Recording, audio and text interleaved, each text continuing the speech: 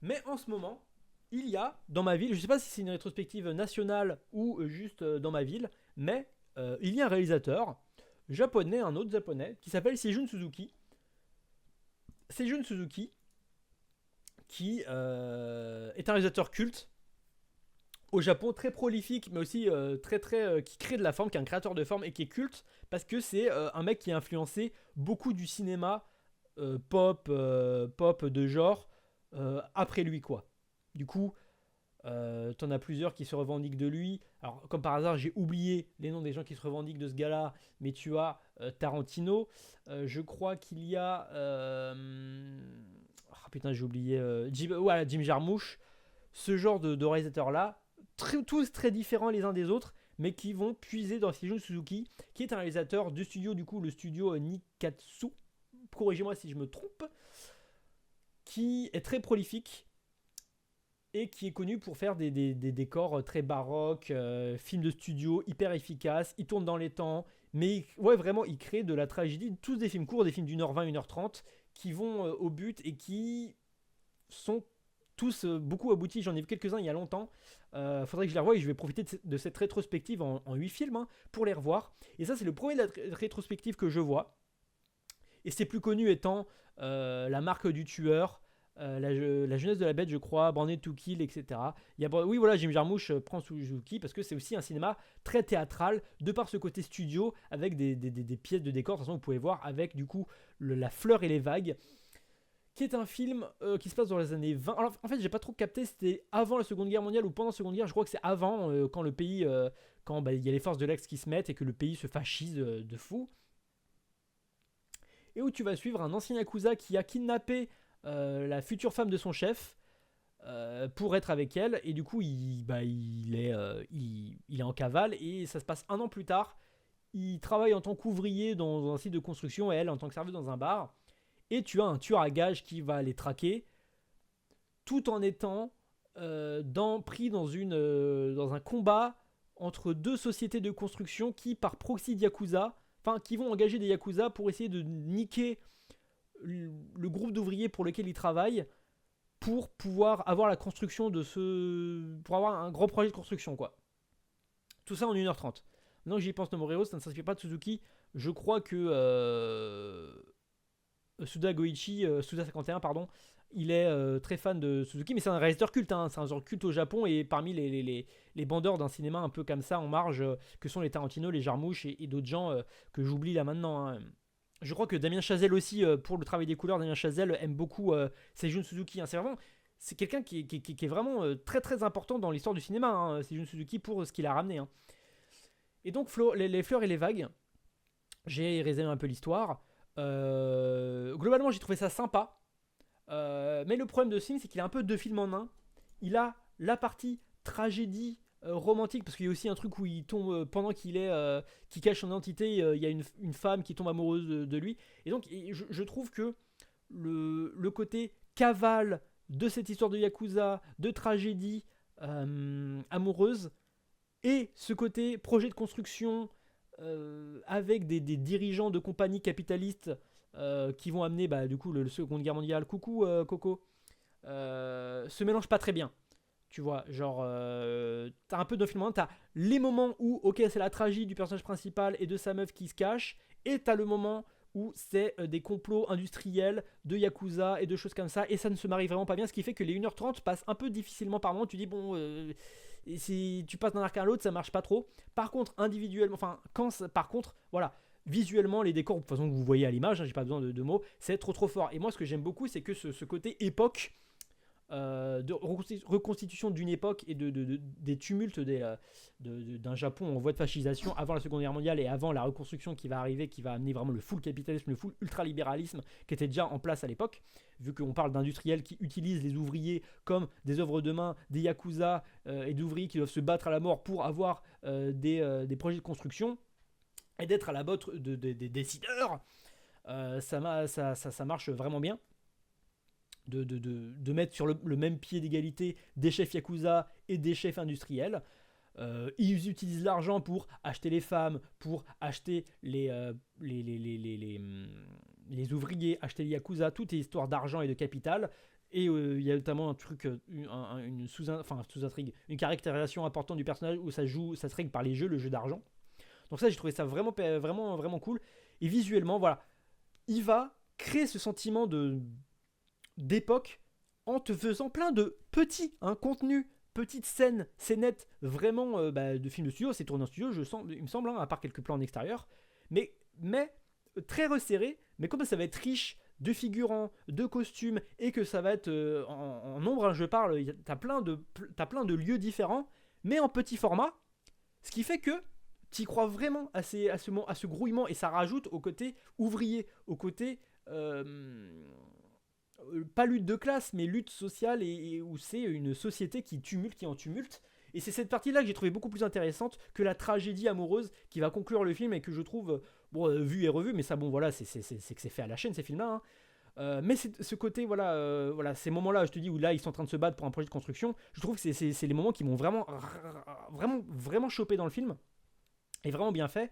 Et voilà, ça va mettre des moments un peu en huis clos, avec des scènes sûrement tournées en extérieur qui vont avoir de l'ampleur. Et c'est ça que je trouve vraiment réussi visuellement, avec pareil, des séquences de montage et de découpage, des plans comme ça. Et notamment, vu que c'est un film dans la partie track, lui d'ailleurs, on dirait Zoro et tout, j'adore son design, il y a des parties de track où pareil, j'ai l'impression de voir du cinéma de Guy Ritchie ou Tarantino avec Pulp Fiction, où c'est-à-dire que tu as un cast de personnages assez large, et à un moment, il va y avoir des jeux de track où ça va être le bordel, tout va se recroiser. Il y a un personnage qui va arriver quelque part, mais l'autre va arriver de derrière et va interrompre la course de quelqu'un d'autre.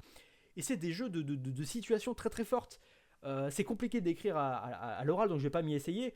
Mais c'est juste des gens qui font le jeu du chat et de la souris. Et des fois ils deviennent le chat, des fois ils deviennent la souris, au sein du même plan, au sein de la même séquence. Et il y a plusieurs chats, il y a plusieurs souris. Et c'est aidé par une mise en scène, beaucoup dans le cinéma japonais, qui laisse la caméra, qui laisse l'action se faire, qui est très théâtrale, comme je l'ai dit, pour mettre en valeur le côté studio, et pour aussi une souci, parce que c'est aussi des gens qui sont là pour chier de la pellicule, un souci d'efficacité et de rapidité. Mais tout se fait corps, et c'est un cinéma. En fait, c'est du cinéma, c'est de l'exploitation. C'est ça la beauté du cinéma d'exploitation. C'est des produits du cinéma tournés à la chaîne, mais fait avec un vrai savoir-faire technique, un vrai regard d'auteur derrière, et une vraie volonté de créer de la forme et de créer des moments de cinéma très très forts. Et ces moments de track sont, comment je pourrais dire ça, magnifié par ce côté surcadrage, où tu vas voir au sein du même plan des personnages qui vont arriver de l'un à l'autre, et avec un découpage qui est assez précis, parce qu'il y a quand même un montage derrière, que tout dépend en plan séquence, et une musique qui marche vraiment bien, qui fait que c'est un film que je trouve très efficace.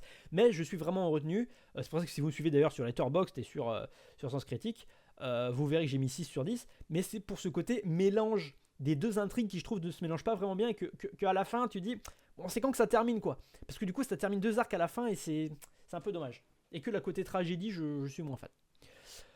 Il y a une rétro au Reflet Médis. Ok, donc c'est une rétrospective nationale. Donc, je recommande de regarder au cinéma, ça marche vraiment bien, la fleur et les vagues.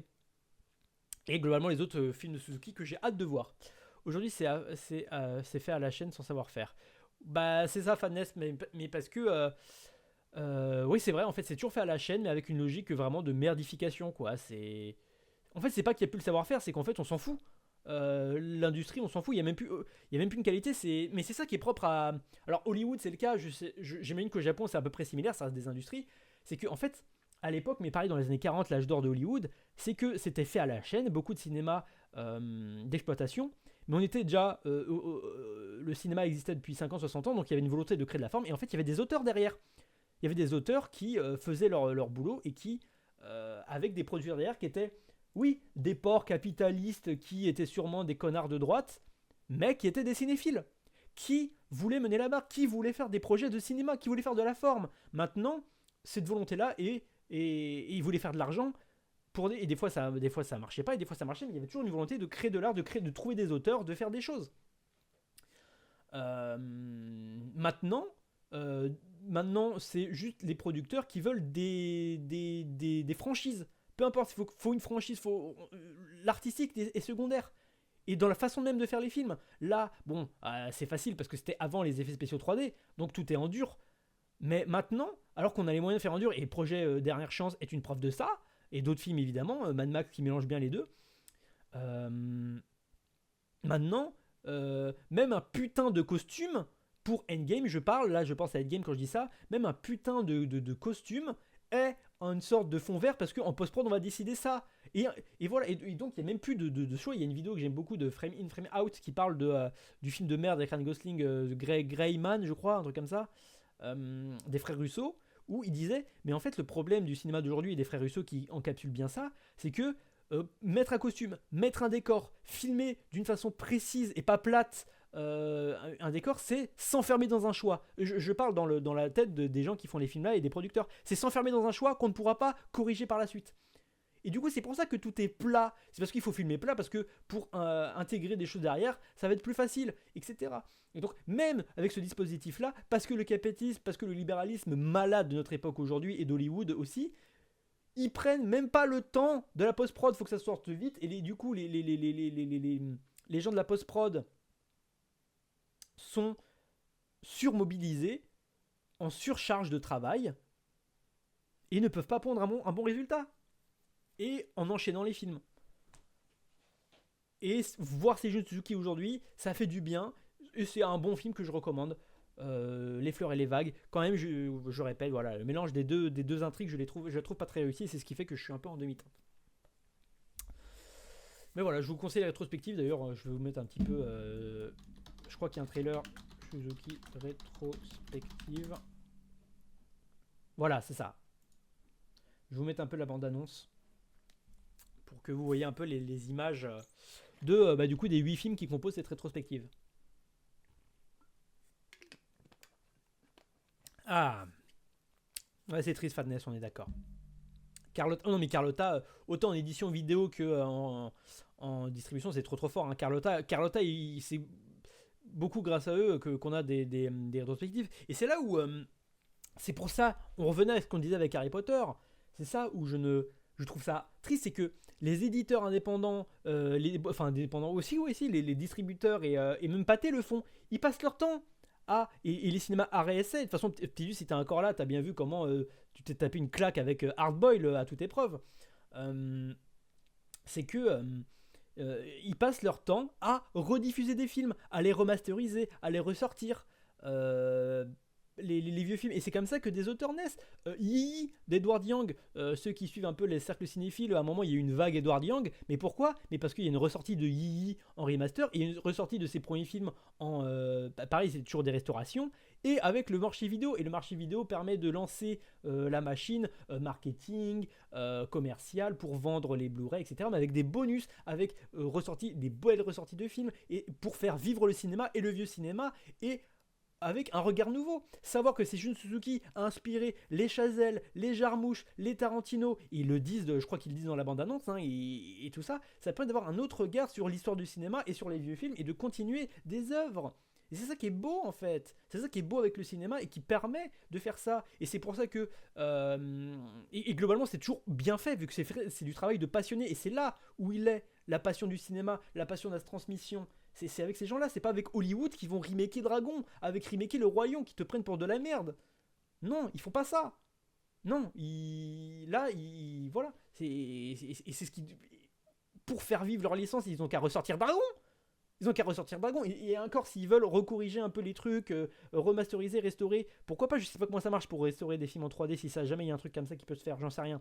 Mais ils devraient, au lieu de faire Toy Story 6, 7, 8, ressortez Toy Story, ressortez Wall-E. Vraiment. Ils font la Pixar, Disney Pixar, ils refont une ressortie de tout leur catalogue Disney, tout Pixar, ça va marcher du tonnerre. Mais ils le font pas. Donc c'est ça qui est triste. La rétrospective sur mon disque dur depuis 3 ans. Mais tu vois, Fatness, moi pareil, j'ai un truc. Pareil, sous Suzuki, j'ai des films qui dorment sur mon disque dur depuis longtemps, mais là, c'est l'occasion d'aller le voir en salle. Et qui dit rétrospective dit les films vont ressortir sur d'autres plateformes, mais vraiment les voir en salle c'est sympa. Et puis toujours, ça permet, et les cinémas RSS, c'est pas des films, c'est pas une rétrospective qui sort dans les multiplex. Hein. Du coup, les cinémas sont moins chers. Ça permet de soutenir Carlotta, les salles qui diffusent ça, et ce genre de choses. Elle est là la passion du cinéma, elle est là la chose. C'est pas avec les vieux remakes de merde. Voilà. Et si vous pouvez acheter les éditions vidéo, mais bon, là c'est un autre budget. Hein, qu'on peut pas tout se permettre, et moi le premier. Oui, quand les gens comprendront que voir les influences de leur réal préféré a produit appréciation, il fera un grand pas. Mais même au-delà de ça, c'est juste des bons films en tant que tel et ça apporte un nouveau regard. Mais voilà, et puis ce genre de choses. En plus là, Seijun Suzuki, c'est le genre de réal où visuellement ça donne envie quand même, tu vois. C'est un cinéma qui est très baroque, qui est très visuel. Moi, je sais que j'ai vu, bah, grâce à la restauration alors j'ai oublié le nom des films, hein, mais la trilogie, oui, la trilogie d'Apu de Satyajit Ray, je les ai vus grâce à une ressortie en rétrospective, ouais, de mon cinéma. Je suis dégoûté d'avoir loupé la chambre de musique. Satyajit Ray, la trilogie d'Apu, excusez-moi, la trilogie d'Apu, elle est magnifique. Mais par contre, effectivement, bon, ça donne moins envie de voir ça comme si tu vois c'est une Suzuki. Mais la trilogie d'Apu, revoir ça aussi, enfin découvrir ça au cinéma, waouh quoi. Vraiment magnifique film qui, alors je sais, enfin, vraiment les contemporains d'Ozu et ce genre de choses. Vraiment, si vous kiffez Ozu, mais matez du Satyajit Ray, hein. Matez la trilogie d'Apu, l'invaincu. Mais qu'est-ce que c'est beau l'invaincu. Qu'est-ce que c'est beau l'invaincu.